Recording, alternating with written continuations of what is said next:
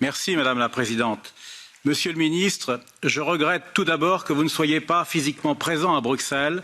Ce n'est pas très respectueux à l'égard du Parlement européen, ni à l'égard des peuples qui y sont représentés. Du coup, les députés ne sont pas venus. J'en compte à peine plus de 10 dans cette salle. Cela étant dit, je souhaite vous interroger sur 3 points. Le premier porte sur la souveraineté européenne. C'est un concept qui est défendu clairement par le président Macron, au moins depuis son discours de la Sorbonne de septembre 2017. Le 1er janvier dernier encore, il a symboliquement substitué le drapeau européen au drapeau français sous l'Arc de Triomphe pour symboliser sa croyance en ce concept. Je l'ai trouvé néanmoins beaucoup moins clair dans son discours devant le Parlement européen le 19 janvier dernier. Plutôt que de parler de souveraineté européenne, il s'est borné à parler d'ordre européen à bâtir, cet ordre consistant d'ailleurs, je le cite, à défendre les droits inhérents à la souveraineté des États. Il y a donc là une ambiguïté, mais vous venez, semble-t-il, de prendre parti pour la souveraineté européenne. Alors, je vous pose une question concernant les élections européennes et votre projet de liste transnationale. Est-ce que dans votre esprit, les listes transnationales suppose l'existence d'un peuple européen qui serait supérieur aux nations? Si telle devait être votre réponse, cela constituerait, à mon sens, une violation caractérisée de la Constitution française, notamment de son article 3, qui dispose que la seule souveraineté qui existe est la souveraineté nationale, et son article 5, qui charge le président de la République de veiller au respect de la Constitution. J'attends donc votre réponse avec impatience. Le deuxième point porte sur la charte des droits fondamentaux de l'Union européenne. Le président Macron a proposé de la modifier pour y ajouter d'une part le droit à l'IVG et d'autre part la protection de l'environnement.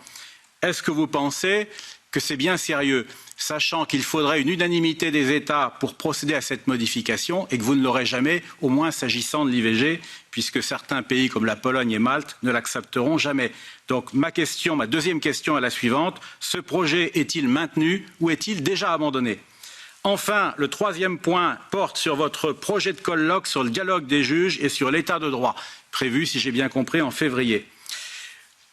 Je pense que le thème que vous souhaitez y aborder, c'est le principe de primauté du droit de l'Union européenne. Je rappelle que ce principe n'est nullement posé par les traités, mais a été dégagé par la Cour de justice de l'Union européenne, qui a d'ailleurs précisé que ce principe est supérieur même aux constitutions nationales. Alors le problème, voyez-vous, c'est que les États membres ne sont pas d'accord, non seulement la Pologne, mais aussi la France. Décision du Conseil constitutionnel du 19 novembre 2004.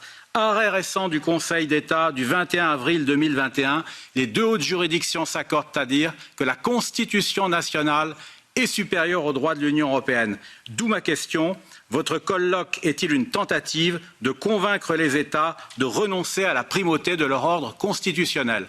Je vous remercie. Madame la Présidente, Mesdames et Messieurs les députés, je commençais d'abord par revenir sur le fait que j'étais connecté à distance et vous présenter à nouveau mes excuses de ne pas être présent physiquement parmi vous devant votre commission. N'y voyez pas un désintérêt ou un manque de respect, en aucun cas. Je suis engagé à être le plus présent possible au Parlement européen. J'y serai à nouveau très rapidement. Je viens à chaque session plénière à Strasbourg, avant même la présidence française, bien entendu. Je suis venu régulièrement à Bruxelles et je continuerai dans le cadre de la conférence sur l'avenir de l'Europe comme des travaux parlementaires pour représenter de la première à la dernière heure le Conseil, et je continuerai d'ailleurs un certain nombre d'exercices d'audition. J'avais une réelle impossibilité aujourd'hui et pour garder cet horaire, j'ai dû vous proposer une connexion à distance. J'en suis désolé. Je signale à Monsieur Le Breton que à plusieurs reprises, il a été convié à des événements en marge de la session plénière à Strasbourg par le gouvernement français, par moi-même, et n'a jamais voulu y participer. Donc, je serais ravi d'avoir un échange physique direct au sein du Parlement européen dès que possible. Monsieur Le Breton, écoutez, je ne sais pas si je suis spécialiste des débats philosophiques, vous semblez en être très friand et j'y vois, peut-être ai-je l'esprit mal tourné, une volonté d'inscrire ce débat dans une optique nationale. Mais je veux répondre à ce sujet extrêmement important. La souveraineté européenne, ce concept, nous ne le cachons pas, vous avez dit qu'il était formulé différemment dans le discours du président la semaine dernière au Parlement européen, il est tout à fait assumé, donc je le reprends. Depuis 2017 et même depuis une certaine campagne présidentielle en 2016-2017, il était dans les discours du candidat Emmanuel Macron, donc nous ne l'avons jamais caché et jamais eu honteux. Je l'assume aussi Il s'agit d'un raccourci qui permet d'expliquer notre ambition européenne.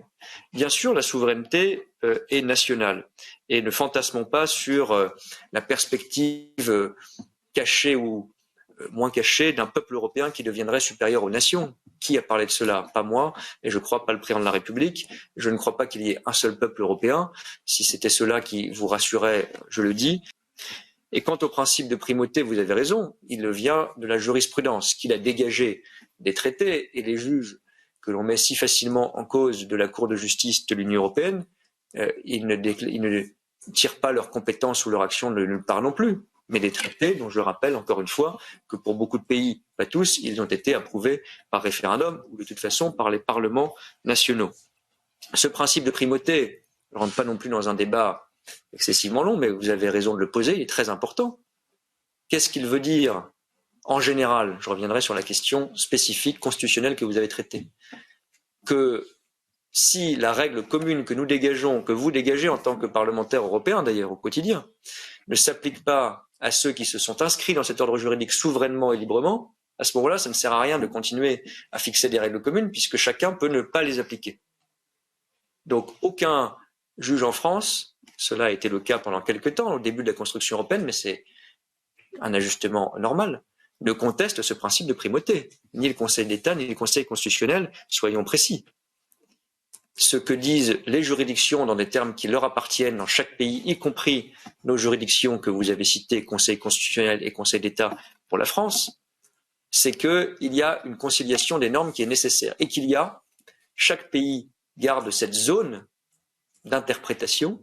C'est normal, un juge national ne peut faire autrement, par nature, que quand il y a quelque chose, en France on dit, qui touche à l'identité constitutionnelle du pays, mais ça n'est pas nouveau, ça ne date pas du débat de quelques semaines, une campagne présidentielle sur la primauté, ça a toujours été affirmé, eh bien il peut écarter exceptionnellement, en cas de conflit manifeste, une norme européenne. Oui, cela est prévu en effet par la jurisprudence française, comme dans des termes un peu différents, je ne rentre pas dans un débat de juristes, dans la jurisprudence de la Cour constitutionnelle allemande et dans beaucoup d'autres juridictions.